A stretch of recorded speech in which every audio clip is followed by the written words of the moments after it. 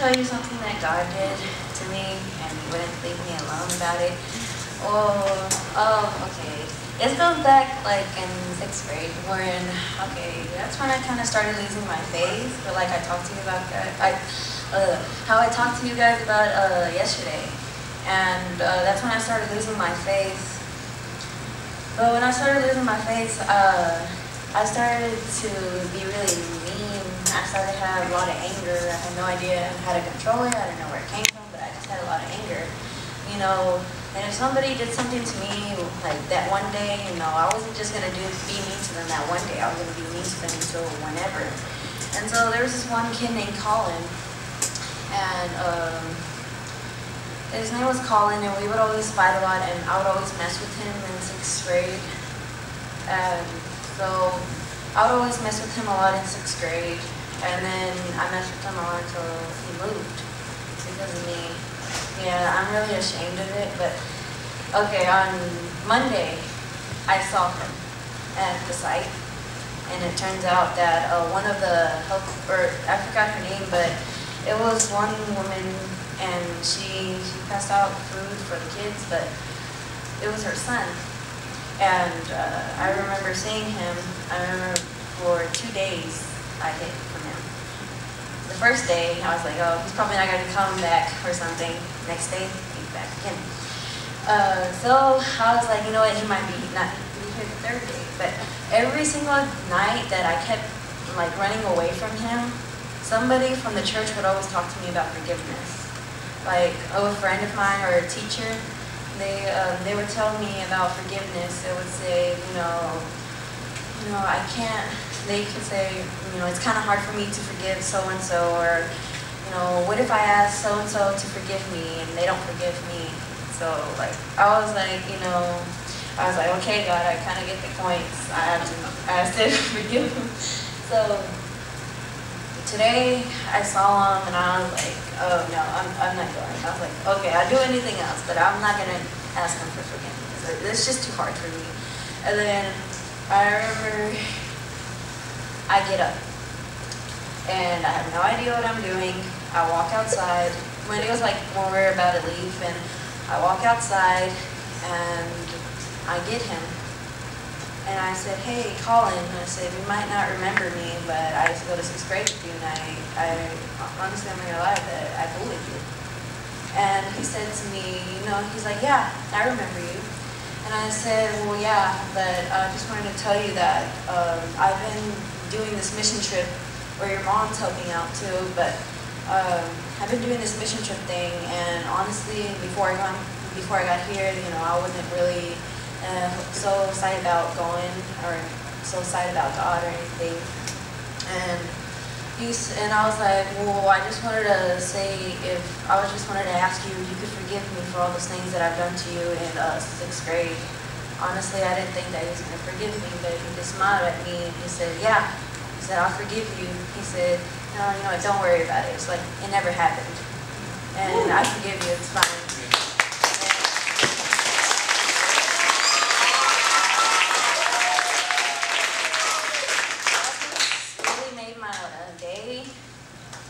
Because, you know, because if you met me at school, and if you go to school at that time, and at least this year, from 7th grade year, if you went to school and you told them that I was Christian, they would laugh at you. They would say, you know, Martha Christian, have you seen how many things she's done?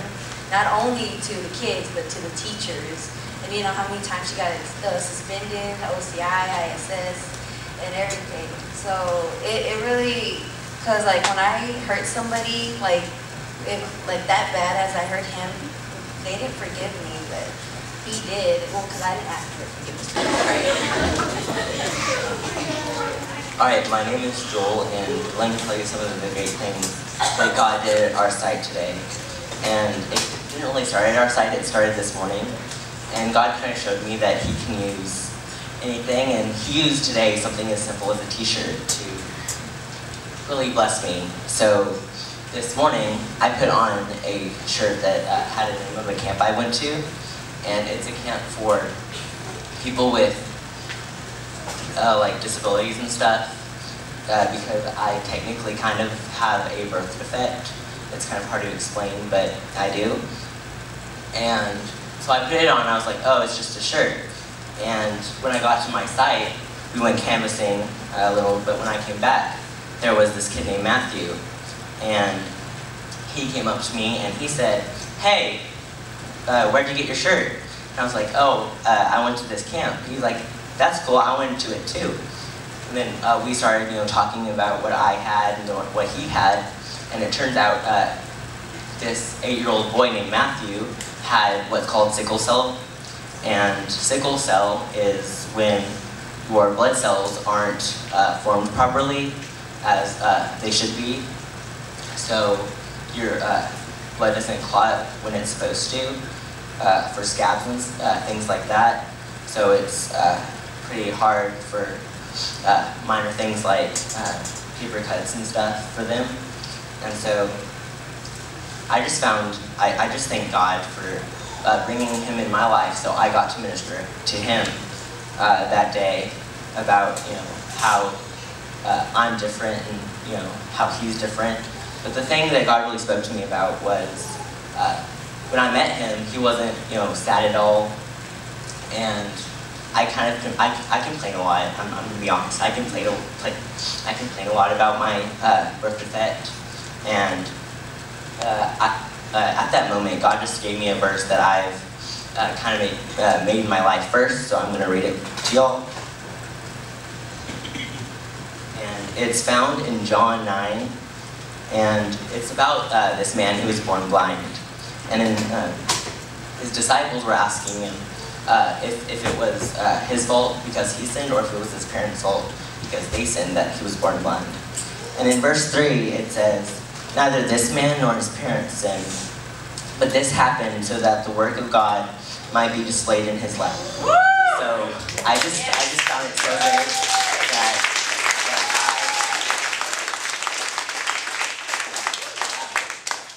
I just found it so great that I was born like I was born, and he was born like he was born, because God has a plan for us, and God is going to do great and amazing things in Matthew's life. And later that day, later today, he accepted Christ. So.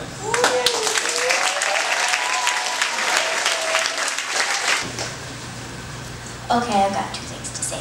So at our site today, there's a boy named Sean and his sister Elisa. He is 7 years old and she is 5 years old. And for the past 2 days, they didn't really understand what sin was, no matter how we explained it, and we just had trouble, like getting them to open up about it. And so last night, when we were all praying, we were praying and praying and praying over them, and today both of them raised their hands and accepted Christ, which I was actually surprised with Elisa, because considering she's 5 years old, she actually understood a lot more about God and all that than I thought. So apparently her parents go to church and all that, and I was just very happy that she accepted Christ and understood it all. And then the second thing is, I feel that Christ has worked through me this week, because usually I'm very shy in front of people. I don't like to talk and all that, and when I get nervous, I forget what I was going to say, so I was nervous during stories and all that. And so this week God has made me not as nervous, so now I like to talk so much in front of people that I'm finding the smallest things about what happened this week just to tell them.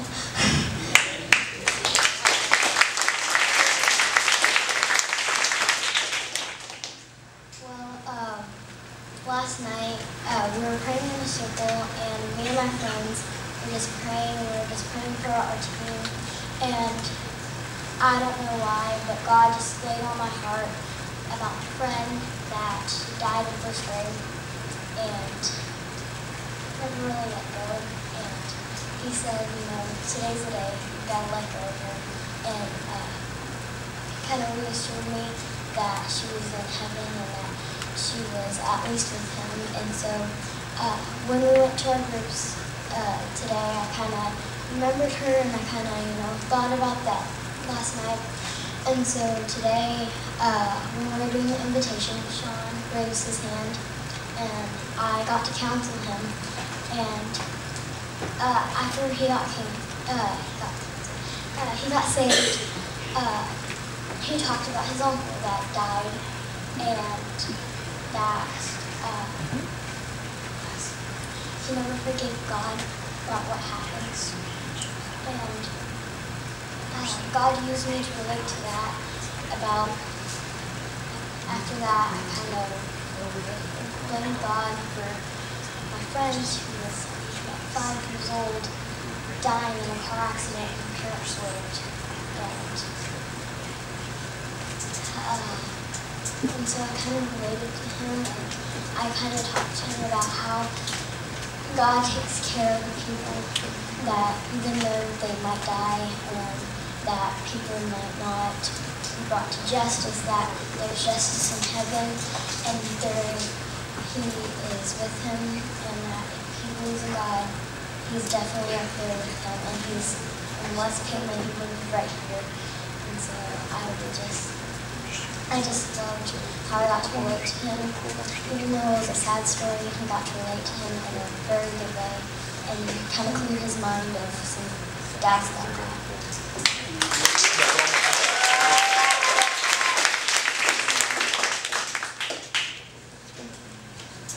Isn't it amazing how God uses the right person at the right time? There's no accidents. God knows that you go through certain things, and years down the road, you're going to be that one person to minister to that person who goes through the exact same thing. So thank you for sharing. Hi, my name is Garrett, and today I want to tell you about the great things that God did. At our site, these kids that, well, we have this little line of like puzzle pieces kind of thing. It's like we use it to separate the kids that are leading worship from the L.I.T thing, and the kids that came from the apartment complex. But then some of the kids from the apartment complex got behind the line with us, and they were just doing the motions, and they really loved it. And also, I think 3 kids got saved today. 2? I don't know.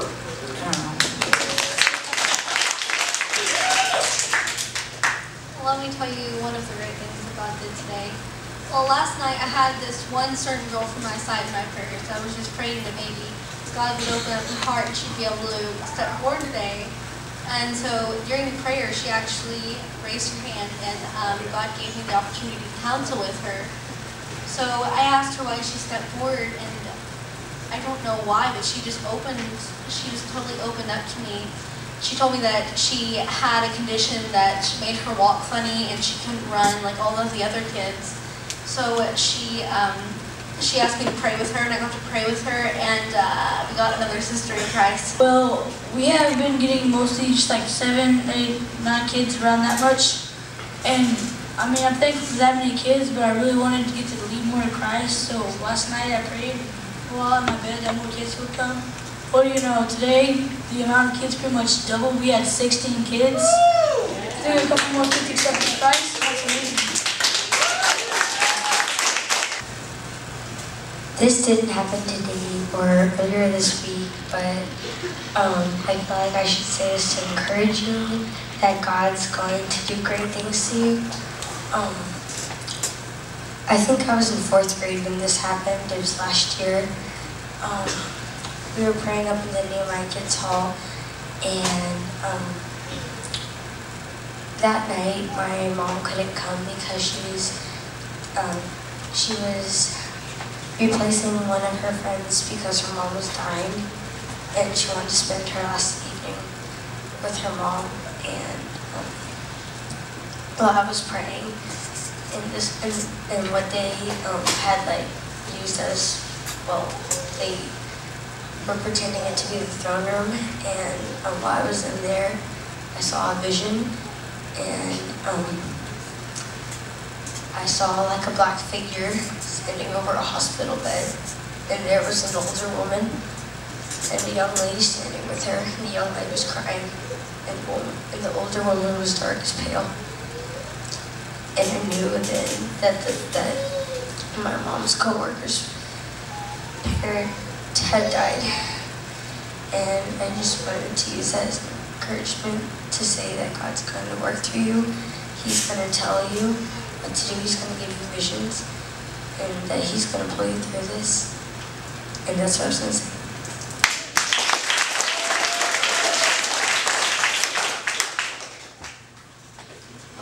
Hi, my name is Caleb. Well, today we had a younger boy. He's actually part of the L.I.Ts. His name's Isaac, and he did the opening prayer today, and he prayed for more kids to come. And like after about 2 minutes, 4 more kids came. And at the very end of the day when we were packing up, we went to drop kids off, and we stopped by the pool because we saw a bunch of kids. And so we invited them over, and then when we came back from the pool, we saw people coming to the pool, and they had like 5 kids. So we invited them, so we're probably going to get a lot of kids tomorrow, and I'm just grateful that prayer can work really well. Yeah.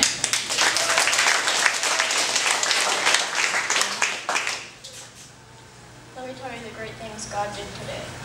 So, at our site, we had a ton of kids show up. We had 16. And after we did the prayer, 4 or 5 of them raised their hand. And out of those, 3 of them got saved and 9 personally got to counsel one of them.